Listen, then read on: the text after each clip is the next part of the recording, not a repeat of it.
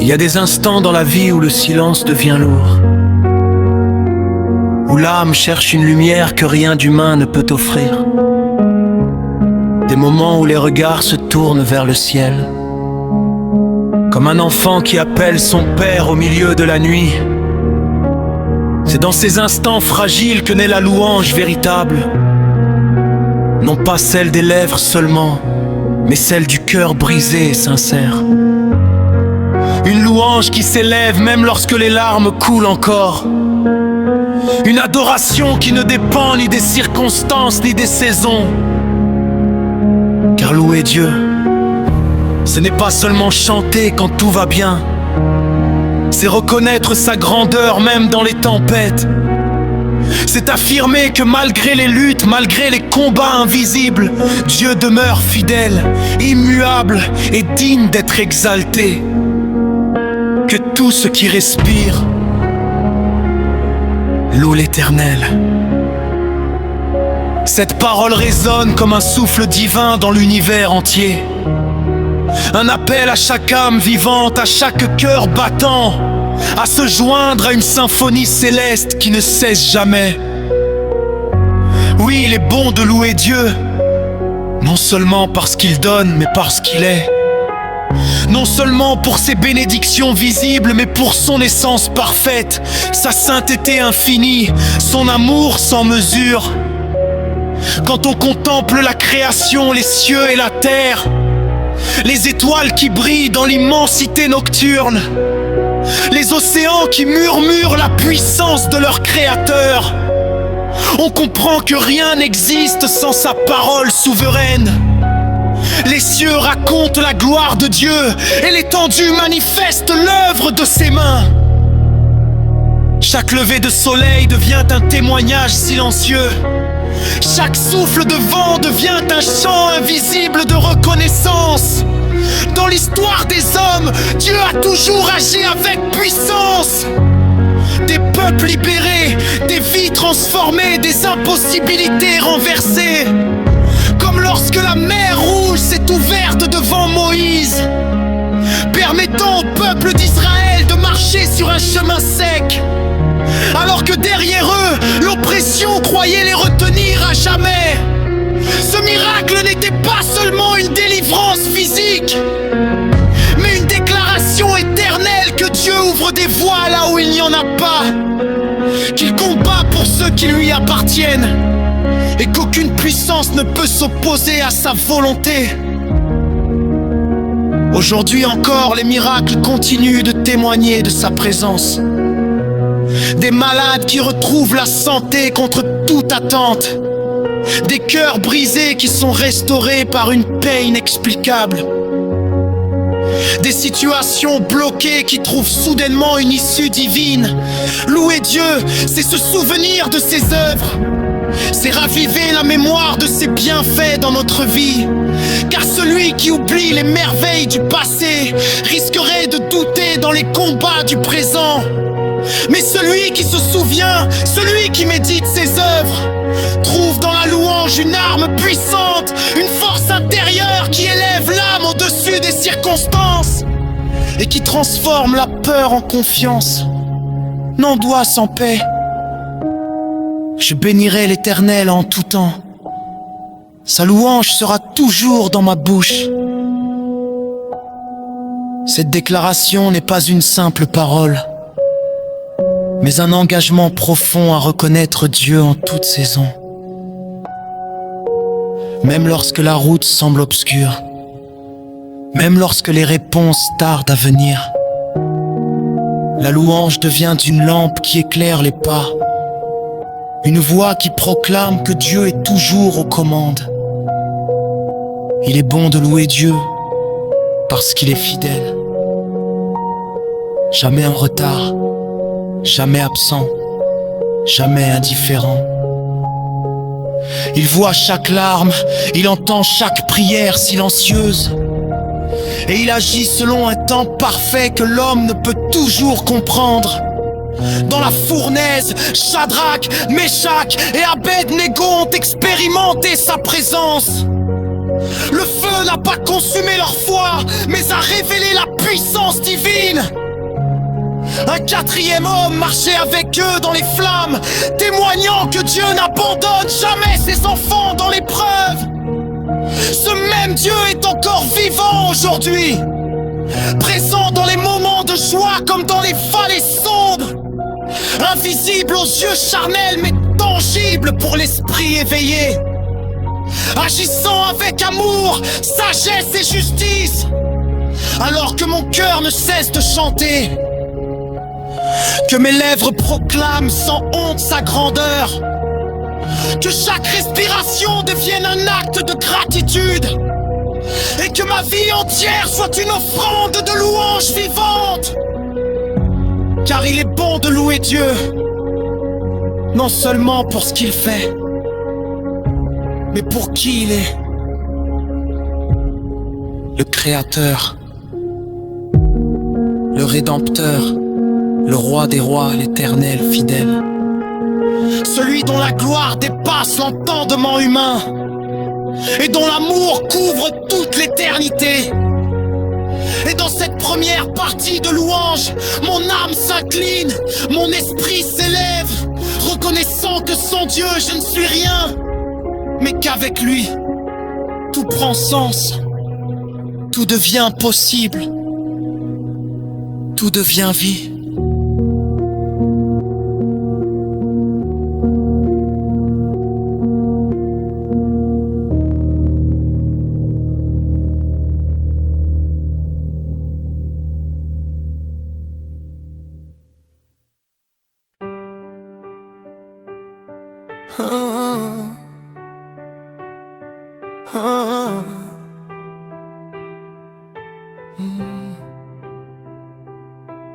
Louer Dieu, c'est entrer dans une dimension plus profonde que les mots. C'est dépasser les émotions passagères pour toucher à l'éternité. C'est reconnaître que derrière chaque souffle de vie se cache une intention divine, et que rien n'est laissé au hasard dans le plan parfait du Créateur. Il est bon de louer Dieu parce que sa bonté ne change pas. Hier, aujourd'hui et éternellement, il demeure le même. Les saisons passent, les circonstances évoluent, mais son amour reste stable, fidèle et constant. Lorsque l'homme loue Dieu, quelque chose se transforme en lui. Les fardeaux deviennent plus légers, les pensées s'apaisent, et l'âme retrouve une paix que le monde ne peut donner. Car la louange élève le regard au-dessus des problèmes. La louange n'est pas seulement un chant, c'est une arme spirituelle puissante, une déclaration de foi qui affirme que Dieu est plus grand que toute situation, plus fort que toute opposition, plus élevé que toute autorité. Lorsque le peuple d'Israël avançait dans le désert, Dieu manifestait sa présence par la nuée, le jour et le feu la nuit, montrant qu'il ne laisse jamais ses enfants sans direction, et qu'il accompagne toujours ceux qui lui font confiance. Ainsi, louer Dieu, c'est reconnaître qu'il agit même dans l'invisible, même lorsque rien ne semble bouger à l'extérieur. Dieu œuvre en arrière-plan avec sagesse et précision, préparant des chemins là où tout paraît fermé. Tout ce que nous avons vient de lui. Le souffle que nous respirons, les battements de notre cœur, la capacité de penser, d'aimer, de vivre, tout cela est un don de sa grâce. Alors, pourquoi ne pas reconnaître celui qui est la source de toutes choses? Louer Dieu devient alors un acte de gratitude sincère, non par contrainte, mais par reconnaissance profonde pour sa bonté et sa fidélité envers nous dans les moments difficiles. La louange devient une confession de foi, comme David qui chantait même dans les cavernes. Il savait que la présence de Dieu transforme tout lieu en sanctuaire et que Dieu est proche de ceux qui l'invoquent avec sincérité. La louange de l'Éternel est dans leur bouche et une épée à deux tranchants dans leurs mains.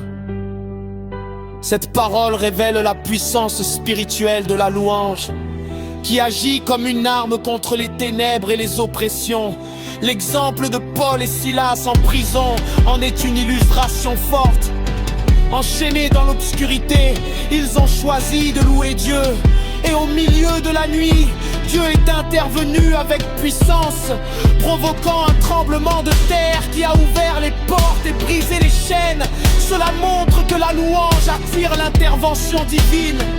Lorsque le cœur élève Dieu au-dessus des circonstances, Dieu répond manifestant sa présence et sa puissance, apportant délivrance, paix et restauration. Il est donc bon de louer Dieu, car la louange change notre regard sur la vie. Elle nous aide à voir au-delà des obstacles et à fixer nos yeux sur celui qui contrôle toutes choses. Dans la louange, la peur diminue, l'inquiétude perd de son emprise et la foi grandit dans le cœur du croyant, rappelant que Dieu est toujours présent et fidèle. Chaque témoignage de transformation est une preuve vivante de son action. Des vies brisées sont restaurées, des cœurs blessés sont guéris, des situations impossibles trouvent une issue inattendue. Car rien n'est trop difficile pour Dieu. Ainsi, la louange devient une réponse naturelle pour celui qui connaît Dieu. Elle ne dépend pas des émotions, mais d'une conviction profonde. Une certitude que Dieu mérite d'être exalté en tout temps. Parce qu'il est digne de toute adoration, mon âme déclare avec assurance: il est bon de louer l'Éternel dans les moments de joie comme dans les saisons d'épreuve, car sa présence reste constante et son amour ne faillit jamais.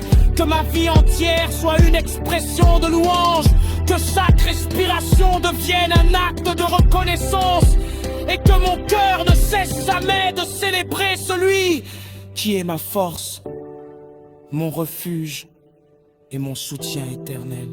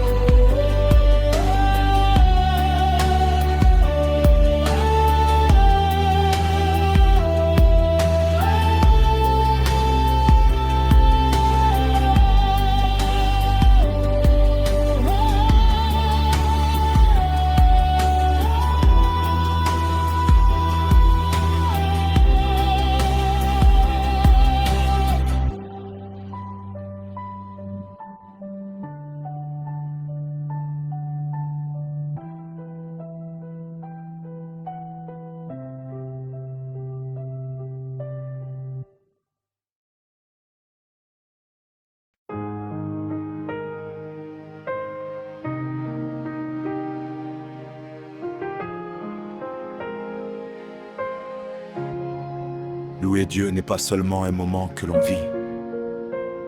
C'est une manière de marcher, de penser, d'exister chaque jour. C'est une attitude du cœur qui dépasse les circonstances. Une flamme intérieure qui ne s'éteint ni dans l'abondance, ni dans l'épreuve. Car celui qui a goûté à la présence de Dieu comprend une chose essentielle. La louange n'est pas une option, elle devient une nécessité. Non comme une obligation imposée, mais comme une réponse naturelle à l'amour, à la grâce et à la fidélité infinie du Créateur. Il est bon de louer Dieu parce que la louange nous rapproche de lui. Elle crée une intimité profonde entre l'âme et son Seigneur. Elle ouvre le cœur à sa voix, à sa direction, à sa volonté, et transforme progressivement notre vie selon son image. Lorsque nous choisissons de louer Dieu en tout temps, nous proclamons que notre confiance ne repose pas sur les circonstances, mais sur celui qui tient toutes choses entre ses mains, celui qui ne change pas et dont les promesses s'accomplissent toujours. Regardons l'exemple de David, un homme selon le cœur de Dieu, qui a fait de la louange son refuge. Dans la joie comme dans la détresse, il élevait des psaumes sincères, reconnaissant que Dieu était son berger, son secours et son libérateur. Même au milieu des combats, David n'a jamais cessé d'adorer, car il savait que la présence de Dieu vaut plus que toute victoire humaine, et que dans l'adoration, l'âme trouve une paix que rien ne peut remplacer. De même, Paul et Silas ont démontré la puissance de la louange, en choisissant de chanter dans une prison. Malgré leurs chaînes et leurs blessures, leur adoration n'était pas dictée par leur situation, mais par leur foi inébranlable en la souveraineté de Dieu. Et c'est précisément là que la louange prend toute sa force. Quand elle naît dans l'épreuve, elle devient un témoignage vivant. Quand elle s'élève dans l'obscurité, elle devient une lumière. Quand elle persiste dans la difficulté, elle devient une victoire spirituelle. Il est donc bon de louer Dieu parce que la louange façonne notre caractère. Elle nous apprend la patience, l'humilité, la gratitude, et nous conduit à dépendre davantage de Dieu plutôt que de nos propres forces. La louange transforme aussi notre environnement intérieur. Elle remplace les pensées négatives par des déclarations de foi. Elle chasse le doute et installe la confiance. Elle redonne de l'espérance là où tout semblait perdu. Lorsque nous louons Dieu, nous participons à une réalité céleste, car la louange n'est pas seulement terrestre, elle est aussi éternelle. Les anges eux-mêmes adorent sans cesse dans la présence de Dieu, proclamant sa sainteté, sa gloire et sa majesté sans fin. Ainsi, en louant Dieu, nous nous alignons avec le ciel, nous rejoignons une harmonie divine qui dépasse le temps et l'espace, et nous devenons des témoins vivants de sa grandeur sur la terre. Des instruments par lesquels sa gloire peut être manifestée. La louange n'efface pas toujours immédiatement les difficultés, mais elle change la manière dont nous les percevons. Elle nous donne une perspective éternelle au lieu d'une vision limitée, et nous rappelle que Dieu est au contrôle de chaque détail de notre vie. Il est bon de louer Dieu parce que cela nourrit notre foi. Chaque chant, chaque parole, chaque acte de reconnaissance devient une semence spirituelle qui grandit en assurance et fortifie notre relation avec le Seigneur. Dans la louange, nous décorons que Dieu est digne, non seulement pour ce qu'il a fait encore et fera, mais simplement pour ce qu'il est. Saint, juste, fidèle, miséricordieux et plein d'amour. Alors que ma vie entière devienne une louange continue, que mes paroles reflètent sa bonté, que mes actions témoignent de sa grâce, et que mon cœur reste attaché à lui en toute saison. Car au-delà des chants et des mots, la véritable louange est une vie offerte à Dieu, une existence qui honore le Créateur dans chaque choix, dans chaque pensée, dans chaque pas. Il est bon de louer Dieu, aujourd'hui et pour toujours, car la louange nous élève, nous transforme et nous rapproche de lui. Et dans cette adoration sincère et constante, nous découvrons le sens profond de notre existence. Vivre pour sa gloire, marcher dans sa présence et refléter sa lumière jusqu'à la fin des temps.